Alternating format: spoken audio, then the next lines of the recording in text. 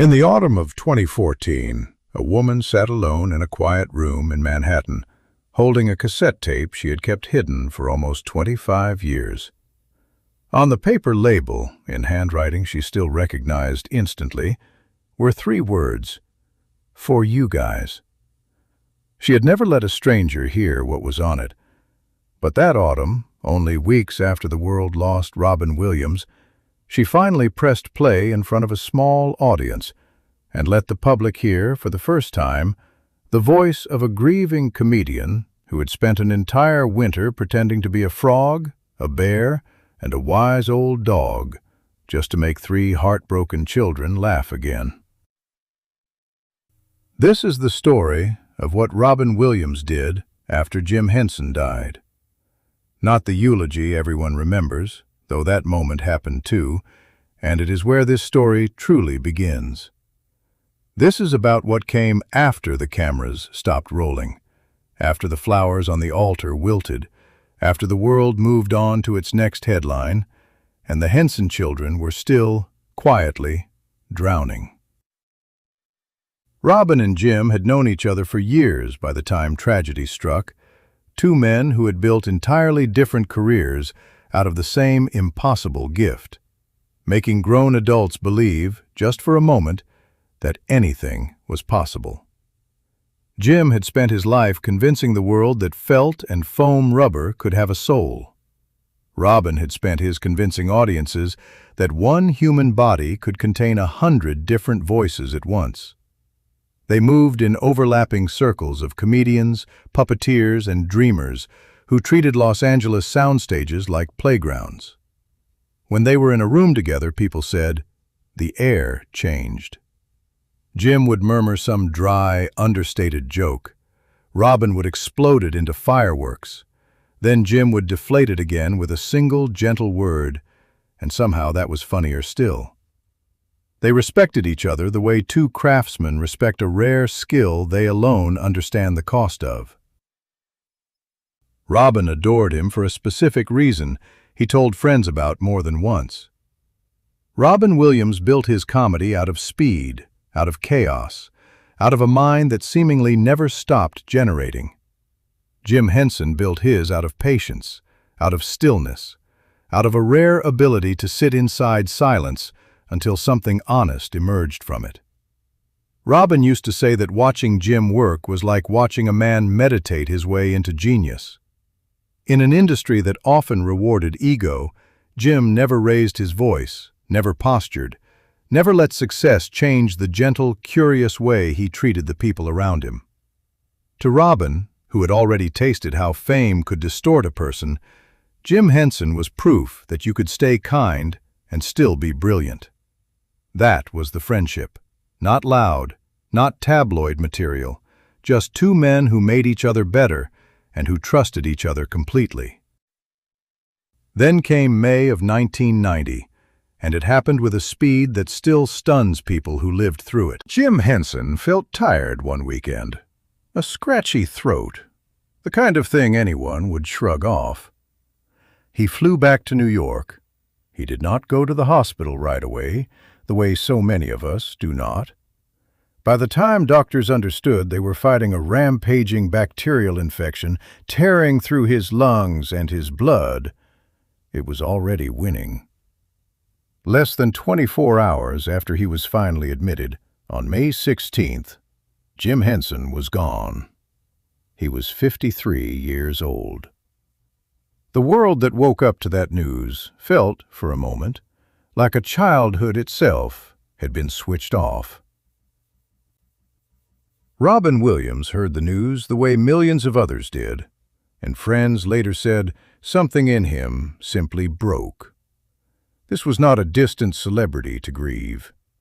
This was a man who had sat across from him at dinner tables, who had called him just to laugh, who represented something Robin privately believed was disappearing from the business they both loved: decency without an audience. Robin canceled what he could cancel. He flew to New York for the memorial, still hollowed out, still not entirely able to process that the gentlest man he knew was not going to pick up the phone again. The memorial service was held at the Cathedral of St. John the Divine, a building so enormous it could swallow grief whole. And on that day, it nearly did. Thousands came. A Dixieland jazz band played because Jim had specifically asked that no one wear black and no one weep quietly into programs. He wanted a celebration. Big Bird stood at the pulpit and sang "It's Not Easy Being Green" in a voice that cracked halfway through, and the entire cathedral came apart. And then Robin Williams walked up. He did not deliver a typical eulogy. He could not. Instead, in front of Henson's stunned, shattered children, sitting in the front pew watching a man they had known as their father's brilliant, gentle friend, Robin found a way to make the whole cathedral laugh through its tears, riffing, joking, somehow turning unbearable grief into something the room could survive for one more minute. People who were there still describe it as one of the most extraordinary things they ever witnessed. A comedian using the full weight of his gift not to entertain, but to rescue a room full of mourners from drowning in their own sorrow. But it was afterward, in the receiving line, that something quieter happened, something that never made the newsreels. Robin found himself standing in front of Jim's children, one by one, and what struck him was not their composure, it was the exhaustion behind it. These were young people trying to hold themselves together in front of thousands of strangers, trying to be gracious while their whole world had collapsed without warning. Robin hugged each of them. He told them, in that low, sincere voice he saved for moments when the performance stopped, that their father had been one of the finest men he had ever known. And then, according to people close to the family, he said something else, almost as an afterthought, the kind of thing you say and mean and then have to actually go home and figure out how to do. He told them he was not going anywhere, that grief does not end with a funeral, and neither would he. Most people who make that kind of promise at a funeral never follow through, not out of dishonesty, but because life simply pulls them back into their own current. Robin Williams was in the middle of an enormous career that summer, films, stand-up, a family of his own to raise. Nobody would have blamed him for sending flowers and staying in touch the ordinary way, a call every few months, a visit at Christmas. Instead, within weeks, a small padded envelope arrived at the Henson family home with no return address and no note attached. Inside was a cassette tape. On the label, in handwriting none of the children immediately recognized, were the words, "For you guys." Curious, a little wary, the way grieving children are wary of anything unexpected in the mail, they pressed play. And out of the speaker came a voice they knew instantly, but performing a character they had never heard before, a gravelly, ancient-sounding frog with philosophical opinions about lily pads and the general unfairness of pond life. The voice rambled for nearly 10 minutes, spinning an absurd, meandering story that somehow, without ever saying his name, kept circling back to a wise old friend who had taught the frog everything he knew about kindness. There was no explanation, no signature, just Robin being someone else, so that 3 grieving kids could laugh without the complicated weight of processing it as an adult condolence. That was not the only tape. It was the first of what would become, over the following months, an entire private archive. Another arrived 6 weeks later, this one a shambling bear character with a thick accent, narrating what he insisted was a true account of his travels through Europe, constantly getting the geography hilariously wrong. Then came a tired old sheepdog, who claimed to have once worked as a talent agent for barnyard animals and had strong opinions about show business. Each tape ran anywhere from 5 to 20 minutes. Each one arrived with no note, no return address, nothing but that same handwritten label and a new, invented voice. The children began to look forward to them the way other kids might look forward to a favorite show, except this show only had one episode ever made, mailed secretly, on a schedule only its creator understood. What made the tapes remarkable was not just the impressions, though Robin's vocal range made each character fully, ridiculously alive. It was the care folded into the writing. Nothing on those tapes ever mentioned Jim Henson by name, and nothing on them ever directly addressed the grief the children were carrying. Robin seemed to understand instinctively that grieving kids do not need to be told it is okay to be sad. They need permission to laugh without guilt, need a reason to forget for 15 minutes that their house had gone quiet in a way it never used to be. He gave them that permission in the safest way he knew, hidden behind a costume made entirely of voice. The tapes kept coming through the rest of 1990 and well into the following year.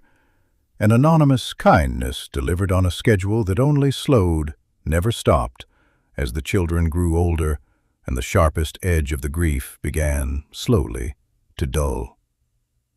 Somewhere along the way, of course, they figured out who was sending them. The handwriting, once compared against a birthday card Robin had signed years earlier, was unmistakable. But knowing did not break the spell. If anything, it deepened it, because it meant a man at the absolute height of his fame, a man whose time was being pulled in 1,000 directions, was choosing, privately, with no cameras and no credit, to spend hours in a room by himself, being a frog, for children who were not even his own. And so it stayed private for nearly 25 years, not because anyone demanded secrecy, but because it felt, instinctively, like something that would break if it were held up to the light too soon. The Henson children grew up, built careers of their own, many of them inside the family business, carrying their father's puppets and his philosophy forward into a new generation of television and film. They kept the tapes in a drawer, occasionally pulling one out on a hard anniversary, playing 10 minutes of an absurd frog monologue, and finding, even 15 years later, that it still worked exactly the way Robin had designed it to work. It still made them laugh before it could make them cry. They never went to the press with the story. There was no reason to. It was not a publicity gift. It was a private one, addressed specifically to them, meant to be understood only by the people who needed it. Robin himself apparently never mentioned the tapes publicly either, not in a single interview across 2.5 decades of press junkets and talk show appearances, despite having 1,000 opportunities to turn it into a heartwarming anecdote that would have made him look, correctly, like one of the kindest men in Hollywood. He simply never brought it up.